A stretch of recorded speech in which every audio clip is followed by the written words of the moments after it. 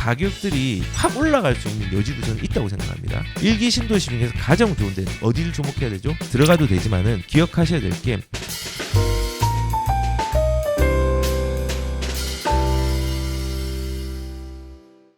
제가 지금 제일 많이 받는 질문이 지금 투자해도 되나요에 대한 부분들을 많이 받습니다. 지금 근데 투자는 사실은 저는 365일 상승과 하락에 상관없이 할 수 있습니다. 문제는 우리의 용기의 문제인데 그 용기를 가지기 위해서는 우리가 기준들을 바로 세워야 되고 그 기준을 바로 잡고 시장에 접근하는 게 필요합니다. 자, 일단은 그러면 정책들 해석들을 잘 해야 되는데 저번 주에 나온 정책 해석은 목요일 걸 보시고 지금 오늘은 또 간략하게 말씀을 드리겠습니다. 일단 우리가 그 저번 주 목요일인가 수요일에 노후 계획 도시에 대한 뭐 특별법, 제가 간략하게 그냥 노후 도시 계획의 특별법이라고 말하겠습니다. 여기에 대해서 정책이 나왔습니다. 그런데 여기에 타겟은 비단 수도권의 1기 신도시뿐만 아니라 49개의 택지지구가 있습니다. 그 대상이 되는 데는 전국인데요. 전국의 49개의 택지지구가 지정이 되어 있고 거기가 100만 평방미터가 넘어가면 그리고 그 안에 올라간 건물이 20년이 넘어간 건물에 대해서는 재건축을 할 수 있는 부분에 완화책들을 우리 시장에 펼쳐주겠다라고 이제 정책들을 냈습니다. 그래서 용적률도 500%까지 올려준 데도 있고 그 다음에 선도 지역들을 지정해가지고 그 지역들을 조금 입지 최소화 구역 같은 걸 지정해가지고 뭔가 좋은 환경들을 만들어주고 뭐 이런 부분들이 많이 나왔죠. 자세한 내용들은 저번 주 목요일 걸 참고하시면 됩니다. 그런데 이런 대책들이 나왔는데 사실은 여기에 대해서 항상 반대급부가 있다고 했습니다. 반대급부가 나올 수밖에 없습니다. 왜냐하면은 모두에게 똑같은 수혜를 줄 수 없습니다. 만약에 일산 신도시가 평균 용적률이 169 정도 됩니다. 그거를 전체적으로 500%를 다 준다고 하면은 여기는 진짜 닭장이 됩니다. 그렇기 때문에 선택적으로 줄 수밖에 없고 재건축도 선택적으로 줄 수밖에 없지만 이번에 리모델링에 대해서도 뭐 용적률을 조금 올릴 수 있고 세대수를 2배로 늘릴 수 있고 뭐 1.5배인가 2배로 늘릴 수 있게 해줬죠. 이런 부분을 해줬지만은 문제가 뭐냐? 아니 이것밖에 안 해주냐? 재건축은 용적률을 500% 올리는데 우리는 이것밖에 안 해주냐? 라고 또 얘기를 하는 겁니다. 그래서 이런 반대급부들이 계속 나오고 있습니다. 그래서 보시면은 평촌의 집주인도 북을 지금 재건축 조짐의 리모델링은 가구수 증가뿐 주변의 조합원들 재건축은 500%만 있는데 우리는 이렇게 안 하면은 리모델링을 선회를 하겠다, 동의하지 못하겠다, 이거를 지정하는 거 반대한다라고 이제 거기에 있는 사람들이 이제 문제를 삼고 이슈를 삼겠죠. 이해가 됩니다. 늘 있는 일입니다. 그런데 저는 개인적으로 저는 지금 리모델링 물건을 가지고 있는 건 없지만요. 조금 부탁을 드리고 싶은 건요. 리모델링은 지금 현재 시장에서 조금 미움을 받고 있습니다. 왜냐하면은 재건축이 계속적으로 완화책이 나오니까는 리모델링이 사업성도 안 좋고 그 다음에 정책적으로 재건축에 대한 완화책이 나오니까 이거 좀 문제가 되는 거 아니냐. 우리는 어떡하라고 이제 문제가 나온 겁니다. 근데 리모델링은 저는 지금 어느 정도 진행이 된 지역이 있다면요. 그대로 가시는 게 저는 좋다고 생각합니다. 왜냐하면 시간을 절약할 수 있거든요. 뭐 추가 분담금이 조금 많이 나올 수 있지만은 시간을 절약할 수 있습니다. 그래서 우리는 시간을 절약하는 것도 예산을 아끼고 사업성을 확보하는 거기 때문에 우선 다시 왔던 것들을 뭐 일단 안전지당 1차 안전지당까지 통과했습니다. 근데 이걸 선회한다. 이거는 안 된다는 겁니다. 그래서 좀 이런 불만이 있을 수 있지만은 저는 리모델링은 꾸준히 갔으면 좋겠다는 생각이 들고 그리고 이제 지금 거래량들이 조금씩 늘어나고 있잖아요. 늘어나면은 가격들이 막 확 올라갈 수 있는 여지도 저는 있다고 생각합니다. 이게 뭐 V자 반등처럼 일어날 수도 있고 완만하게 일어날 수 있지만은 만약에 이런 그 재건축에 대한 이슈들이 터지거나 이렇게 되면은 사람들이 오해할 수 있는 게 난 이제 들어가야 되겠다. 예, 들어가도 되지만은 기억하셔야 될 게 우리가 이슈에 오버슈팅이 되는 경우가 있습니다. 상승장은 특히 그렇습니다. 지금은 조금 덜하지만은 지금은 거래량이 늘어나기 때문에 제가 좀 염려가 되는 게 예전에 상록수에 GTX C 노선이 들어온다고 이제 이렇게 도니까는 오버슈팅이 되었습니다. 거기에 있는 재건축 5층짜리 아파트가 굉장히 크게 올랐습니다. 인도건에도 이게 인도건도 들어온다고 하니까는 엘센트로라든지 주변의 아파트들이 오버슈팅이 되었습니다. 그때 저 들어가지 말라고 했습니다. 왜냐하면은 오버슈팅이 된 건 다시 정상으로 다시 돌아오거든요. 그래서 이런 일기 신도시는 그때의 그냥 순간적인 호재보다는 조금 더 느리게 가는 호재입니다. 그렇기 때문에 이게 뭐 일기 신도시에 대한 특별법이 나왔기 때문에 여기 나 지금 들어가 가지고 한 5년 뒤에 집 봐야지. 5년 뒤에 안 나옵니다. 10년 이상 걸립니다. 그 이상 걸릴 수 있습니다. 그렇기 때문에 단기적으로 생각하지 말고요. 장기적인 마인드로 노후계획도시 특별법을 바라봤으면 좋겠습니다. 그래서 보통 사람들이 이해는 되는 게 단기적으로 돈을 가져가고 싶어 하잖아요. 근데 부동산은 일반적으로 단기적으로 가져가기가 어려운 경우가 상당히 많습니다. 지금 2021년도가 특별한 시장이었습니다. 근데 그 특별한 시장을 보편적인 시장으로 오해를 하고 진입을 하면요. 부동산이 되게 지루할 수도 있습니다. 빠르게 오르는 시기가 있고요. 또 천천히 오르는 시기도 있고요. 그리고 떨어지는 시기도 있습니다. 그리고 그런 것들이 작은 하락과 큰 상승이 결합해서 우상향을 하는 건데 보편적으로 부동산은 기다림이 필요한 어떤 재테크의 수단입니다. 그래서 뭐 지금 일기 신도시 이거 빨리 나오는 건 아닙니다. 2024년도에 이게 본격적으로 시행이 된다고 하더라도 이거에 대해서 새 아파트로 나오기는 굉장히 어렵습니다. 오늘 상담하신 분 중에서도 일산의 두산 아파트, 두산이 굉장히 이제 강선마을 14단지가 리모델링이 굉장히 빠르죠. 예, 그 제일 빠른 편입니다. 그나마. 근데 거기서도 이제 시끄럽다고 합니다. 왜냐하면은 재건축을 해야 되는데 리모델링으로 지금 가려고 하니까. 그런데 우리가 기억해야 될 건요. 일기 신도시는요. 신축이 빨리 나오면요. 이게 큰 호재입니다. 왜냐하면 일기 신도시는 신축에 목마른 도시입니다. 그래서 재건축이든 리모델링이든 속도감 있게 나오면은 이게 상승장하고 맞부딪히면은 큰 호재가 될 수 있습니다. 그래서 일기 신도시 빠르게 나오는 시간에 대한 기회비용들을 전략할 수 있는 전략도 이제 필요하다는 부분을 말씀을 드리도록 하겠습니다. 그리고 요행을 바라지 말고 우리가 조금은 긴 호흡을 가지고 부동산을 바라보고 이 일기 신도시는 그 장기적인 부분이 더더욱 좀 적용을 해서 바라봐야 된다는 말씀을 드립니다. 그리고 이런 게 있습니다. 저는 비단 일기 신도시만 얘기를 하는데 반드시 좋아질 겁니다. 분당, 일산, 평촌, 삼본, 중돈 5개의 일기 신도시가 왜 좋아지냐? 역사는 돌고 돌고 정책은 돌고 돌고 노후된 것들은 국가 차원이나 지자체 차원이나 광역지자체 차원에서 반드시 돌봄이 일어납니다. 재정적 투입이 일어납니다. 과거를 보면 알 수 있습니다. 예전에 서울의 도심이 가포화가 되니까는 이 가포화된 것들을 해결하기 위해서 토지구획 정리 사업들을 활용을 해서 강남을 만듭니다. 그 강남이 또 포화가 되니까는 이제는 일기 신도시를 택지개발 촉진법에 의해서 만듭니다. 그래서 분당이라든지 일기 신도시들이 그 택지개발 촉진법에 의해서 만들어진 겁니다.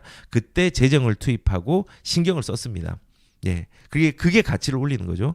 그리고 이 분당같이 일기 신도시가 조금 이제 안정화되는 사이에 도심이 너무 노후화가 된 겁니다. 그래서 서울 같은 경우는 뉴타운이 나왔죠.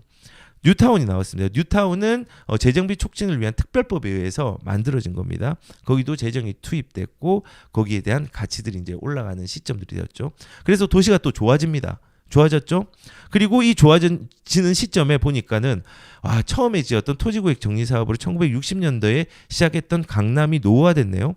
그 노후화된 것들을 새로 해서 지금 개포동 가보면요. 천지개벽했습니다. 한간에 그런 말이 있잖아요. 개포는 개가 포기한 동네? 라고 했었는데 이게 이제 또 지금은 천지개벽한 동네입니다. 그래서 우선은 뭐 그런 식으로 가고 그리고 지금 이제 그 강남이 노후가 되고 있잖아요. 재건축이 일어나고 있고 근데 지금 이제 그 다음에 어디죠? 이제 일기 신도시죠. 이렇게 반복되는 겁니다. 일기 신도시를 개발을 하려고 하니까 문제가 있죠. 이거 택지개발 촉진법에 이제는 택지개발 촉진법이 아니라 노후 도시내 특별법 만들어야 되겠다. 재정비 촉진을 위한 특별법을 만든 것처럼 노후계획 도시에 대한 특별법을 만들어야 되겠다. 해가지고 이제 또 개발을 하는 거예요. 요게 개발이 되면 또 이제 어디로 갈까요? 나중에 이제는 그 뉴타운 쪽에 있는 게 또 개발이 되겠죠. 그 도심 쪽에 있는 그리고 또 강남 쪽으로 이게 반복이 되는 겁니다. 그래서 결국은 도시가 이렇게 고도화되고 발전되는 부분들은요 정책이 관여를 해서 오래된 것들을 개선하면서 도시가 발전하고 가치가 일어나는 거거든요. 그런 의미에서 긴 호흡을 보고 이 일산이나 등의 일기 신도시를 바라봐야 되고 일기 신도시 중에서 가장 좋은데 어디를 주목해야 되죠? 분당을 주목해야 됩니다. 용주 용적률이 평균 용적률이 184 정도 되는데 일산이 169로 평균이 더 좋습니다. 그런데 상급지는 분당이고요. 그 다음에 용적률이 가장 좋은 데는 일산입니다. 그래서 저는 자주 얘기했죠. 가장 상급지는 분당이 되는 거고 진보한 데는 일산이 되는 겁니다. 그 다음이 평촌이 204, 그 다음에 삼본이 205%, 중동이 226%로 가장 안 좋죠. 요 순으로 가치를 조금 평가를 하면은 좋을 거라는 생각이 드네요. 그래서 1기 신도시 향후 전망은 좋다. 하지만은 신축을 기대하면은 15년은 기다려야 된다라고 이제 말씀을 드리겠습니다. 그리고 이제 지금 중요한 건 뭐냐면요. 거래량이 증가하고 있다는 겁니다. 거래량이 진짜 우리가 1000건 이하로 떨어진 적이 없었습니다. 그러니까는 거래 종말 시기라고 얘기를 할 만큼 거래가 진짜 없었는데 작년 11월부터 700건, 800건, 이제 10월, 11월부터 변곡점을 찍으면서 서울시의 거래량들이 좀 늘어나고 있습니다. 그런데 드디어 지금 아직 통계 집계가 올해 이번 말까지 돼야 되겠지만 1000건이 넘었습니다. 1000건이 넘어서 우선은 거래가 일어나고 있는 겁니다. 근데 거래는 집값 상승의 결과값으로 나올 수 있습니다. 거래가 없으면 가격들이 떨어지는 경향이 굉장히 크고요. 관심이 없으니까. 근데 저번 시장은 관심이 없는 게 아니라 관심은 있는데 눌려 있었습니다. 왜냐하면 대출 규제 심각하게 했죠. 작년 7월 1일부터 DSR 규제를 1억 이상부터는 DSR 40%를 적용시켜서 대출을 못 하겠습니다. 그리고 재작년 10월부터 대출을 전세까지도 막은 적이 있었고 그때는 아예 뭐 지금 우리은행 농협에서 대출을 못하게 해버렸습니다. 이제 소진됐다. 그때부터 시작된 거예요. 심각한 상황들이. 그런데 그런 부분들이 쭉 연결이 되어서 많이 눌려 있었는데 원래는 가격들은요. 가격이 떨어지는 시기는요. 원래는 관심 없는 시장입니다. 근데 이번 시장은 관심 없는 시장이 아니라 그렇게 대출과 세금으로 눌려있던 시장입니다. 이제 이게 정상화되는 과정입니다. 그 과정에서 지금 급매물이 소진되고 거래가 늘어나고 있습니다. 특히 서울 같은 경우는 1000건이 드디어 넘었습니다. 그리고 뭐 헬리오시티 같은 경우도 지금 1년 거래량이 30%가 1월에 다 나왔습니다. 그리고 가격도 올라가고 집값이 바닥쳤나라는 이제 신문도 나오고 반대 얘기도 있습니다. 강남 집값 떨어지고 있다. 떨어지는 건 맞거든요. 지금 어느 정도 좀 떨어진 둔화된 부분이 있습니다. 근데 헬리오시티 같은 경우도 지금 거래량이 늘고 하고 있고 잠실 같은 경우도 지금 거래가 활발하게 일어나고 있습니다. 활발하게 일어나고 있어서 가격들이 급매가 소진되면서 올라가는 양상들이 좀 보이고 있습니다. 그래서 서울 일반 아파트뿐만 아니라 재건축도 낙폭들을 조금 줄여가고 있는 양상들이 있습니다. 예. 특히 이제 재건축 단지의 뭐 10조 신청 이게 무슨 말이냐? 지금 노도강 같은 경우도 신청을 했다는 겁니다. 지금 이게 실행되진 않았습니다. 실행되려면 한 달 이상이 지금 걸려야 되기 때문에 우리가 1월 30일 날 특례 보금자리론이 시행이 되어 가지고 아직까지 이것들이 시행돼 가지고 집을 산 사람은 없습니다. 없지만은 일단은 이게 이제 뭐 신청을 했다는 거는 이게 이제 시장에 나오겠죠. 다만 이제 대환 목적으로 한 부분도 있지만은 거래 목적으로 용기를 가지신 분도 분명히 있을 건데 그 수혜지가 저번 시간에 말씀드린 것처럼 노도강 정도가 굉장히 큰 수혜지가 될 수 있습니다. 왜냐하면 노원 같은 경우는 80%가 9억 미만이라서 특례 보금자리론을 신청할 수 있거든요. 그래서 지금은 적용이 되지 않았지만은 그런 기대와 가격이 많이 빠졌던 노원구 같은 경우는 거기에 대한 거래량들이 지금 급등을 하고 있습니다. 노원구도 지금 거래량들이 많이 늘어나고 있습니다. 네, 그래서 지금 이렇게 재건축의 단지들도 거래량이 일부 많이 빠졌던 지역을 중심으로 늘어나고 있는 양상들이 있습니다. 그래서 지금 급매 물건들이 반짝이는 게 서울뿐만 아니라 경기도도 일어나고 있습니다. 경기도도 1월 거래량이 지금 4,000건으로 반등했습니다. 보시면은 2020년, 22년 6월 달이 4,013건이었는데 지금 4,000건으로 올라왔습니다. 아직 집계가 다 된 게 아니니까는 거래량은 더 생길 겁니다. 지금 이렇게 많이 올라오고 있고 서울하고 합치면은 5,000건이 넘습니다. 예, 정말 이제 급격하게 좀 늘어나고 있는 부분이에요. 그래서 보시면은 성남, 예, 성남은 2배 이상 늘었죠. 네. 그리고 뭐 군포도 2배 이상 늘었고 하남도, 고양도, 광명도 지금 거래량들이 늘어나고 있는 추입니다. 그래서 지금 물량이 이제 거래량들이 좀 소진되고 급매 위주로 소진이 되고 있는데 제가 좀 정리를 해봤어요. 이제 국토부 실거래가를 좀 해서 정리를 해본 게 그냥 지역을 한번 정리를 해봤어요. 지금 2월 2주째 맞죠? 현재 서울의 거래량이 높은 지역은 거래량들이 많은 지역은 송파구, 크게 말할게요. 엄밀히 말하면 잠실이 많습니다.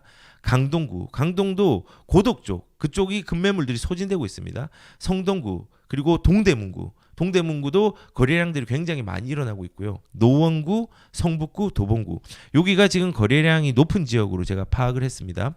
그리고 거래량이 지금 살아나고 있는 지역은요, 강남구는 하락 거래가 지금 많이 일어나고 있고 지금 물량들이 쏟아지고 있잖아요, 개포에서. 그래서 조금은 아쉬움이 있는 부분이 있지만 이것도 금방 회복된다고 얘기를 했습니다. 그다음 마포구, 광진구, 양천구, 강서구, 서대문구, 강북구, 중랑구 정도가 거래량들이 조금 살아나고 있는 지역입니다. 다만 서울에서 거래량이 아직 미미한 데는 서초구, 그 다음에 용산구, 동작구, 그 다음에 종로구, 중구, 영등포, 관악, 은평, 구로, 금천구 정도가 될 것 같습니다. 그러니까 서초, 동작 같은 경우는 아직 가격들이 많이 안 빠졌습니다. 그래서 낙폭이 큰 데 위주로 많이 되었습니다. 송파가 낙폭이 컸냐? 서울의 평균 비율보다 훨씬 더 많이 빠졌습니다. 송파는. 그러니까 낙폭이 컸고 강동구도 마찬가지입니다. 이렇게 지금 가격의 폭들이 좀 많이 빠졌던 지역 플러스 물량 때문에 주춤했던 지역들이 물량이 소진되면서 가격들이 올라오는 양상들이 있었던 것 같습니다. 그래서 지금 이런 부분들, 지금 거래량이 높은 지역들은 금매가 아무래도 빨리 소진되는 지역이겠죠. 이렇게 이제 좀 기억을 좀 해주시면 될 것 같고요. 이거는 저도 종종 계속 올리도록 하겠습니다. 모니터링해서 요즘 바쁩니다. 부동산 가고 현장 조사하고 통계 보고하면서 되게 바쁜데 그냥 이거를 지역으로만 그냥 정리를 한번 해봤습니다. 예, 그리고 이제 경기도도 이제 다 31개 지자체를 다 말씀드리진 않고 거래량 증가가 높은 지역만 말씀드리면 구성남 같은 경우는 대기번호 뽑고 있다고 얘기했죠. 하남도 굉장히 가파르게 올라가고 있습니다. 그리고 화성은 동탄 중심으로, 동탄도 수혜를 받을 수 있는 데가 많다고 했습니다. 동탄 2도 보지만요, 동탄 1도 보십시오. 그리고 수원도 장난이 아닙니다. 수원은 물량이 많이 일어났잖아요. 매교역 쪽에 물량이 많이 일어나고 영통 아래쪽에 물량이 좀 있었는데 이 영향으로 수원의 매매가와 전세가는 상당히 많이 빠졌습니다. 그런데 지금은 저는 바닥 다지기를 하고 있다고 생각합니다. 거래량이 늘면서 바닥이 다져지고 올라올 수 있는 가능성도 큰 데가 수원이라고 저는 생각하고 화성도 마찬가지입니다. 뭐 지금 거래량이 증가한 지역은 저는 공통적으로 그런 양상들이 일어난다고 생각을 합니다. 그래서 이런 데를 조금 주목을 해서 봐야 되고요. 그리고 경기도가 이제 조금 위에 네 곳만큼은 아니지만 좀 크게 살아나고 있는 곳이 과천, 분당, 군포, 용인은 처인구를 제외하고는 조금 살아난 양상이 있습니다. 그리고 일산, 고양, 시흥, 남양주 요 정도가 지금 거래량들이 조금씩 꾸물꾸물하면서 거래량들이 움직이고 있는 지역으로 저는 파악이 됩니다. 그래서 지금 지역들을 보면은 위에 서울 같은 경우는 어디든 들어가도 상관없지만은 저 같은 경우는 급매물이 만약에 거래량이 높은 곳에서 소진이 됐다면은 아마 거래량이 지금 스물스물 살아나는 지역 중에서도 송파에 들어가고 싶은데 여기를 놓쳤어요. 그런데 돈이 안 된다. 그러면은 거래량이 아직까지 완벽하게 살아나지 않은 지역에 진입하는 것도 어떤 포인트가 될 수 있다고 저는 생각합니다. 물론 뭐 이런 거 있죠. 내가 송파를 지목을 했는데 내가 중랑구에 들어간다. 이런 건 안 됩니다. 급지가 완벽하게 동일할 수는 없지만은 유사한 돈으로 조금은 단계를 낮추더라도 갈 수 있는 데가 있다면은 그런 쪽으로 진입하는 것도 저는 좀 전략일 수 있다고 생각을 합니다. 경기도 같은 경우도 전략을 본다면 수원, 화성은 거의 이제 지금 거래량 많지만요, 워낙 쌌기 때문에 특히 수원 같은 경우는 진입해도 되고 하남시도 지금 예전에 30평대 9억대가 있었던 게 거의 소진이 많이 된 것 같고 그래서 여기도 아직까지 증가량이 높지만은 진입을 해도 된다고 생각합니다. 그리고 거래량이 살아나는 지역 중에서는 일기 신도시 수혜를 좀 장기적으로 볼 수 있는 데는 분당구랑 일산 같은 경우가 좀 나쁘진 않고 용인시 같은 경우도 리모델링 중심으로 실거주로 들어간다고 하면 좀 나쁘진 않을 거라는 생각이 듭니다. 예전에는 제가 갭 투자를 조심하라고 했지만요, 지금은 갭 투자를 할 때도 보입니다. 용기가 없을 뿐이지. 그래서 그런 부분들이 경기도에도 지금 존재를 한다라는 부분들 참고를 하시고 요 두 개 지역들 고민을 해보시고 전략들을 짰으면 좋겠다는 생각이 드네요.